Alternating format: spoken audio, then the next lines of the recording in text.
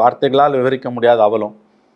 ஒரு பக்கம் election voter லிஸ்ட்டில் பண்ணக்கூடிய அட்டுழியம், இன்னொரு பக்கம் இந்த மதவெறி பேச்சு. மாநிலத்தோட முதலமைச்சரே சிறுபான்மையின மக்களுக்கு எதிராக தொடர்ந்து பேசுவது என்பது கீழே என்ன மாதிரியான செய்தியை கொடுக்கும்? பிரதமரும் உள்துறை அமைச்சரும் ஜனாதிபதியும் அமைதியாக இருக்காங்க. ஆகவே இது அசாமை ஒரு இதுவாக, அதாவது டெஸ்டிங் லெபார்ட்டரியாக பிஜேபி மாற்றிட்டு இருக்கு இந்த எலெக்ஷனில். முதல்ல நான் கூட சாதாரணமாக நினச்சேன், ஆனால் ரொம்ப மைண்ட் பாக்லிங்காக போயிட்டுருக்குது. அங்கே ரூத்லெஸ்ஸாக முஸ்லீம்ஸை ப்ராசஸ்லேருந்து வெளியில் தூக்கி போடணும்னு அசாம் கவர்மெண்ட் முடிவு சீஃப் எலெக்ஷன் கமிஷனர் உள்ளிட்டவங்க முடிவு பண்ணிட்டாங்கன்னு தான் தோணுது. இது ஐ திங்க் பாரதூரமான விளைவுகளை ஏற்படுத்தும்.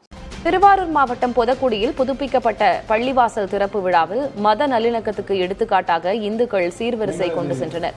அருகில் உள்ள ஆயக்குடி, அகரபொதக்குடி கிராமங்களைச் சேர்ந்த இந்துக்கள் மேளதாளங்கள் முழங்க 150 தட்டுகளில் பழங்கள், இனிப்புகள் மற்றும் சீர்வரிசை பொருட்களோடு ஊர்வலமாக வந்தனர். அவர்களை இஸ்லாமியர்கள் கட்டி அணைத்து உற்சாகமாக வரவேற்று கௌரவித்தனர். மதங்களை கடந்து மனிதநேயத்தை போற்றும் இந்த சம்பவம் அப்பகுதி மக்களிடையே நெகிழ்ச்சியை ஏற்படுத்தியுள்ளது.